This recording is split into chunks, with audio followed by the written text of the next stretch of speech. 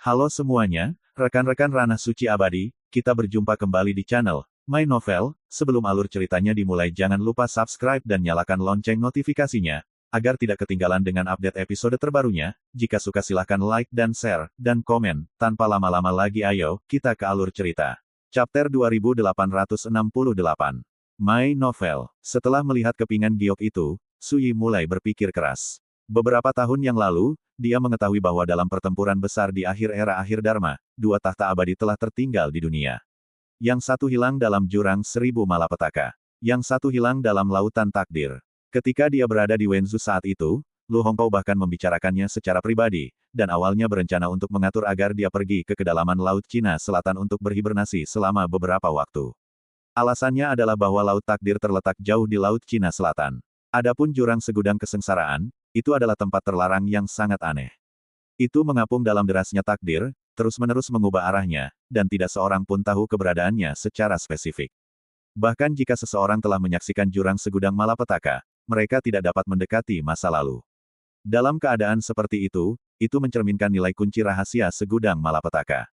Jika ada yang bisa mendapatkannya, dia akan dapat menemukan cara untuk memasuki jurang-jurang, dan dia akan memiliki kesempatan untuk menemukan tahta abadi yang telah ditinggalkan di dunia. Siapa yang tidak dapat tergoda oleh ini? Ada keheningan di aula. Zihu Sujun dan tiga Raja Iblis tidak berani menunjukkan kemarahan mereka. Sui merenung lama sebelum berkata, jadi, Kaisar Iblis Merak juga ada di Lingbao Tiancheng ini. Tuan Zihu Hui berkata, itu mungkin. Segera, dia berkata dengan aneh, 3 hari yang lalu, Tuan Kaisar Iblis Yinglong dan 3 Kaisar Iblis lainnya yang berurusan dengan klon Kaisar Iblis Merak di luar sumber tanah yang jahat. Apakah Tuan Xiao Yue tidak mendengarnya? Hati Sui bergetar, dan dia menyadari bahwa ada kesalahan dalam pertanyaannya. Namun, ekspresinya sangat tenang, dan dia berkata, sebelumnya, saya diperintahkan untuk pergi menyergap di luar dunia rahasia 5 warna, dan saya baru saja kembali ke kota hari ini. Zihu Sujun tercengang. Sui mengganti topik, menurut informasi yang Anda terima, di antara orang-orang kuat yang baru-baru ini memasuki Lingbao Tiancheng, apakah ada yang perlu diperhatikan? Zihu Sujun hendak menjawab. Tiba-tiba, terdengar suara langkah kaki di luar aula. Tuanku, Tuan Mosang datang berkunjung. Suara itu masih bergema. Seorang lelaki tua kurus melangkah masuk ke aula. Lelaki tua itu memiliki janggut kambing, rambut tipis, sisik emas halus di kedua pipinya, dan tanduk emas di dahinya. Tuan Mosang, mengapa Anda ada di sini? Zihu Sujun segera berdiri. 3 Raja Iblis lainnya juga berdiri untuk memberi hormat. Saya di sini untuk bertemu dengan kakak laki-laki saya. Setelah memasuki aula utama, lelaki tua berjanggut yang disebut Mosang itu langsung menatap Sui. Tiba-tiba, dia berteriak, dasar bocah pemberani, beraninya kau berpura-pura menjadi Raja Iblis Xiao Yue. Suara itu menggetarkan aula. Semua orang berubah warna. Sui duduk di sana, diam-diam menatap lelaki tua berjanggut itu, tetapi mengabaikannya, dan bertanya, siapa yang mengirim berita agar dia datang. Seketika, seorang Raja Iblis di samping Zihu Sujun membeku dan tampak sedikit tidak nyaman. Orang ini mengenakan jubah emas, sosoknya sangat tinggi, rambutnya panjang berwarna perak, dan penampilannya kasar dan jelek. Dia adalah Raja Iblis Liao Hitam. Dia tampak serius, dan berkata dengan suara yang dalam, Yang Mulia, tenanglah, setelah melihat Yang Mulia sebelumnya, saya curiga bahwa Yang Mulia ditiru oleh orang lain, jadi saya diam-diam menggunakan jimat rahasia dan mengirim surat kepada Tuan Mosang untuk mengidentifikasi keasliannya. Sui tidak bisa menahan diri untuk tidak menggosok alisnya. Ribuan perhitungan telah dilakukan, tetapi mereka masih belum menemukan bahwa Raja Iblis Liao Hitam akan memainkan permainan seperti itu dengannya. Tidak perlu memikirkannya sama sekali, orang bernama Mosang ini pasti sangat akrab dengan Xiao Yue Yaowang, dan tidak dapat dikesampingkan bahwa dia berasal dari kubu yang sama. Kalian para Raja Iblis, bagaimana kalian bisa tertipu oleh orang ini?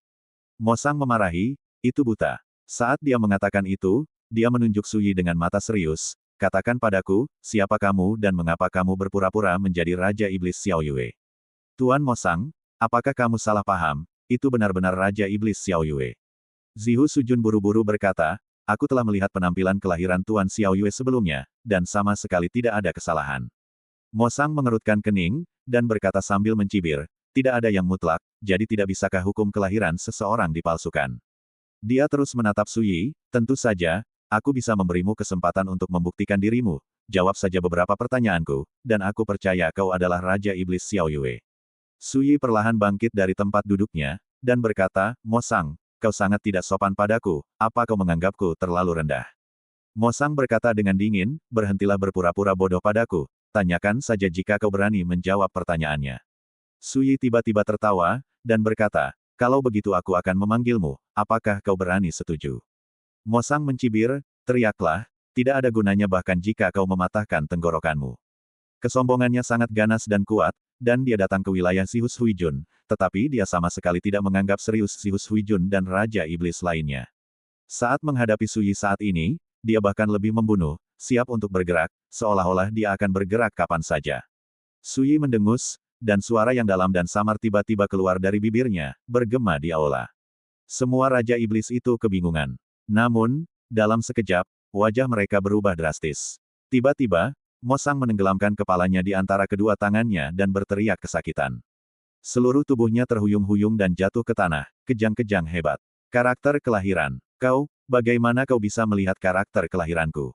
Mosang berteriak, wajahnya berubah sangat mengerikan, penuh kengerian, dan daging serta darah berjatuhan dari tubuhnya. Adegan aneh ini membuat Raja-Raja Iblis itu merasa merinding dan tersentak. Kau dan aku sudah saling kenal selama bertahun-tahun, bagaimana mungkin aku tidak tahu rahasia terbesarmu? Suyi melangkah maju, Mosang, kau seharusnya tidak menentangku. Boom, tubuh Mosang meledak, hancur total. Hanya sehelai rambut yang tersisa utuh di tanah. Rambut ini sangat biasa-biasa saja. Yang lebih tidak mencolok lagi adalah ada karakter kelahiran yang samar-samar terlihat terukir di rambut itu.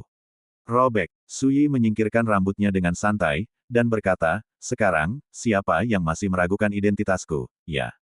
Para Raja Iblis menggelengkan kepala mereka serempak, dengan keringat dingin membasahi dahi mereka. Raja Iblis Mosang juga seorang jenderal di bawah komando Raja Iblis Yinglong, dengan senioritas yang sangat tinggi dan kekuatan tempur yang sangat dahsyat. Namun, siapa yang berani membayangkan bahwa Raja Iblis seperti itu akan terbunuh hanya dengan satu kata? Tuanku, junior ini tahu kesalahannya. Dengan bunyi plop, Raja Iblis Hei Liao berlutut di tanah, wajahnya pucat. Sebelumnya, dialah yang diam-diam mengirim pesan untuk memanggil Raja Iblis Mosang. Sekarang, melihat Raja Iblis Mosang terbunuh, dia merasakan kepanikan yang paling dalam di hatinya. Itu tergantung pada kinerjamu, Suyi berkata dengan ringan. Raja Iblis Hei Liao menggertakkan giginya, mengeluarkan cincin giok dengan gemetar, meletakkan tangannya di atas kepalanya, dan berkata, cincin ini berisi semua barang yang telah dikumpulkan junior ini selama bertahun-tahun. Jika kamu tidak menyukainya, terima saja. Suyi mencibir, hanya itu. Raja Iblis Hei Liao gemetar, jika orang dewasa memiliki permintaan, para junior pasti akan setuju. Di sungai takdir yang panjang, jauh lebih kejam daripada dunia latihan. Monster-monster di sini saling bertarung dan saling membunuh, seperti ini setiap hari. Tentu saja, mereka lebih tahu daripada siapapun apa artinya, memangsa yang kuat dan menghormati yang kuat. Suyi berpikir sejenak, lalu menoleh ke Zihus Sujun dan dua Raja Iblis lainnya dan berkata, kalian bunuh dia bersama-sama, dan jangan pedulikan apa yang terjadi hari ini, kalau tidak, kalian semua akan mati. Apa? Zihus Sujun dan mereka bertiga semua mengubah ekspresi mereka. Raja Iblis Hei Liao tiba-tiba menyerbu dan melarikan diri keluar aula. Kecepatannya begitu cepat hingga menggemparkan dunia. Zihus Sujun menggertakkan giginya, dan berteriak keras, bagaimana kau bisa membiarkan Hei Liao lari dari kartu Hall Laosu? Boom! Seluruh dunia rahasia tiba-tiba berubah, dan cahaya berdarah yang tak terhitung jumlahnya jatuh dari langit, seperti sangkar, menekan sosok Raja Iblis Hei Liao. Hampir pada saat yang sama, dua Raja Iblis lainnya menembak bersama, menggunakan kekuatan supernatural mereka, dan membunuh Raja Iblis Hei Liao. Suyi tidak bisa tidak mengagumi gerakan lincahnya. Dapat dilihat bahwa Raja Iblis ini seringkali harus melakukan hal-hal hitam dan putih seperti itu di waktu normal, dan kerjasama mereka terlalu terampil dan canggih. Setelah itu, kedua Raja Iblis itu merampas daging dan darah Raja Iblis Hei Liao, serta berbagai relik, berbalik dan kembali, dan mempersembahkannya kepada Suyi dengan hormat. Pertarungan antara Raja Iblis seringkali seperti ini. Setelah hilang, daging dan darah, karakter kelahiran, dan bahkan berbagai relik akan menjadi rampasan pemenang. Apakah Anda puas, Tuan? Wajah Zihus Sujun penuh dengan sanjungan. Mata Suyi tidak bisa dimengerti, mengapa Anda tidak mencoba dan menggunakan kekuatan dunia rahasia ini untuk membunuhku? Zihus Sujun membeku di sekujur tubuhnya, dan dengan cepat berkata, Tuanku, jangan salah paham, bahkan jika Anda memberi junior itu 1000 keberanian, aku tidak akan pernah berani melakukan hal bodoh seperti itu. Sebenarnya, dia memang memiliki pikiran yang sama dalam benaknya sebelumnya. Namun, karena takut dengan kekuatan Suyi yang ganas, dia hanya berani memikirkannya di dalam hatinya, dan tidak berani mengambil tindakan sama sekali. Su Yi menunjukkan ekspresi puas, dan berkata, aku membunuh Mo Sang, dan Anda membunuh Raja Iblis He Liao, jika berita tentang berita hari ini keluar. Sebelum selesai berbicara, Zihu Sujun berkata tanpa ragu, jangan khawatir, tuanku, masalah hari ini tidak akan pernah terungkap. Dia merasa getir di dalam hatinya, bagaimana mungkin dia tidak tahu niat Raja Iblis Xiao Yue ini untuk membiarkan mereka membunuh Raja Iblis He Liao bersama-sama.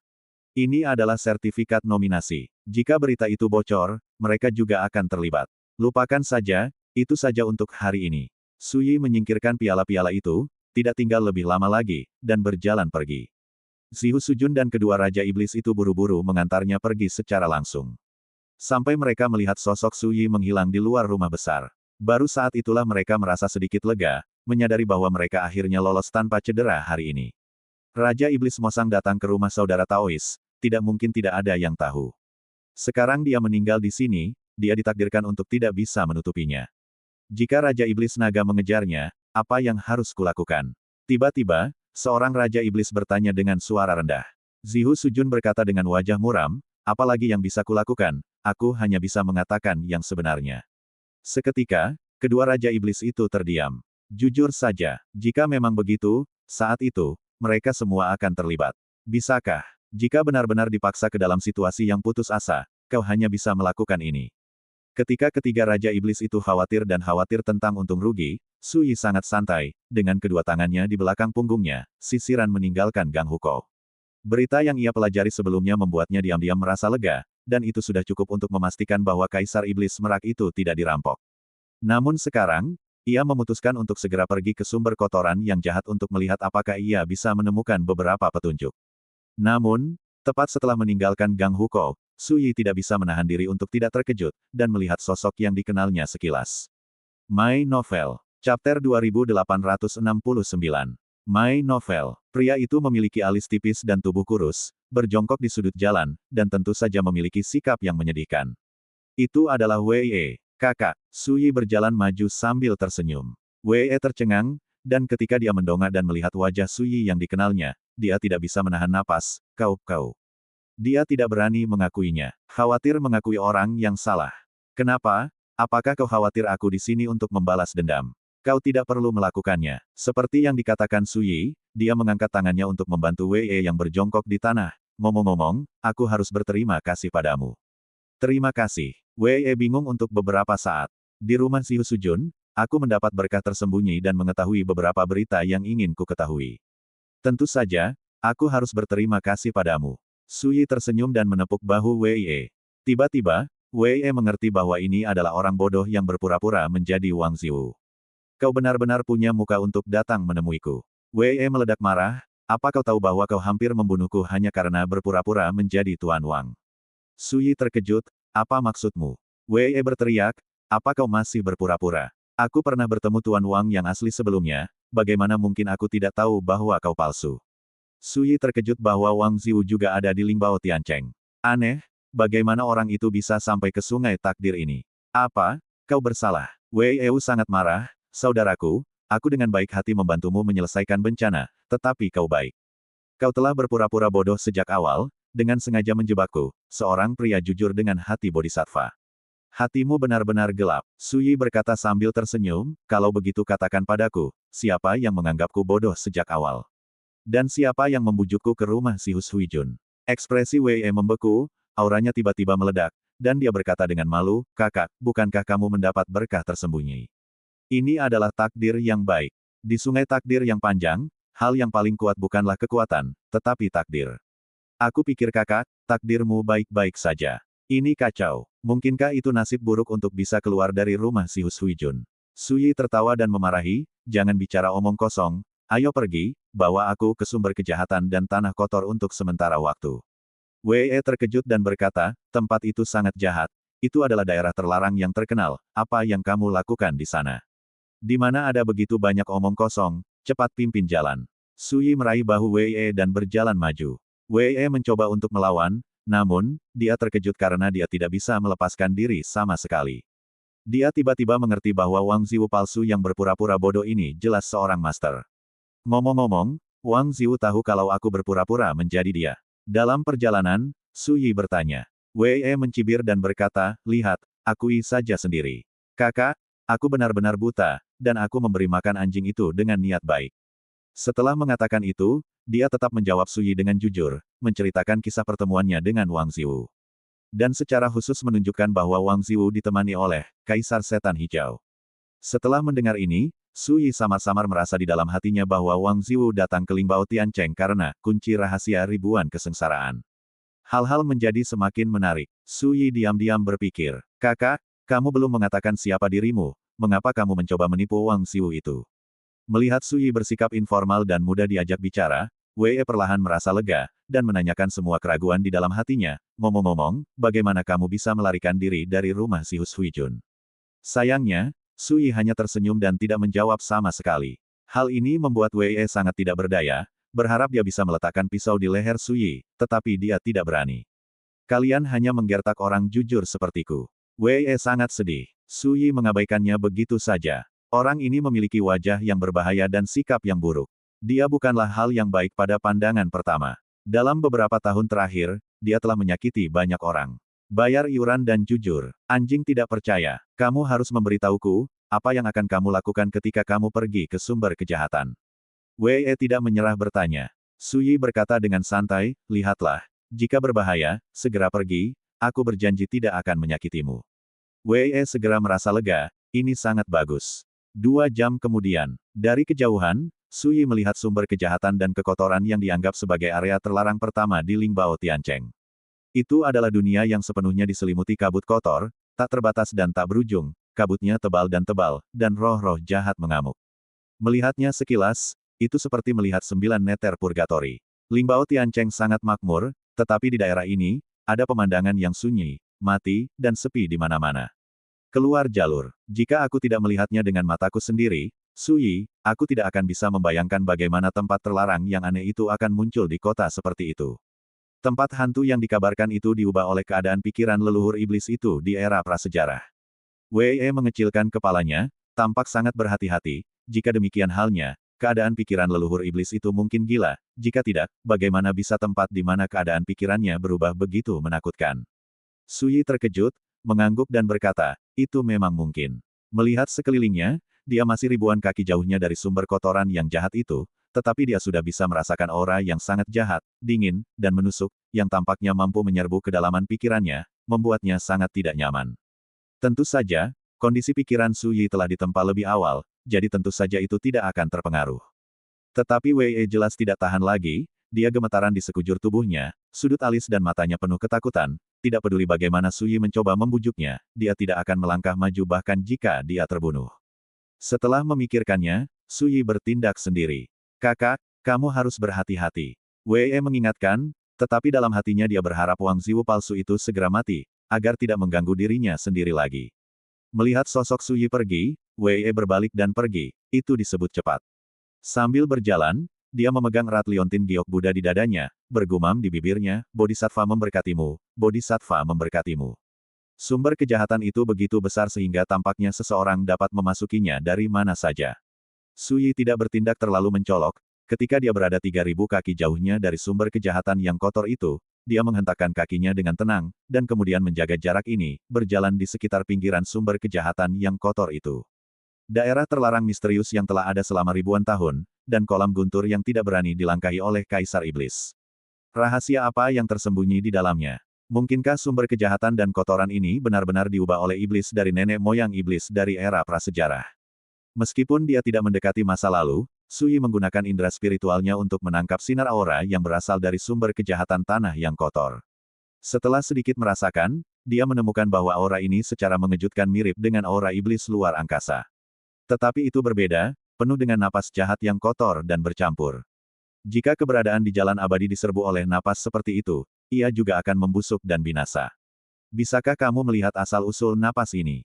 Suyi menyerahkan bau busuk kejahatan itu kepada gadis kecil yang bersembunyi di balik lengan bajunya untuk diperiksa.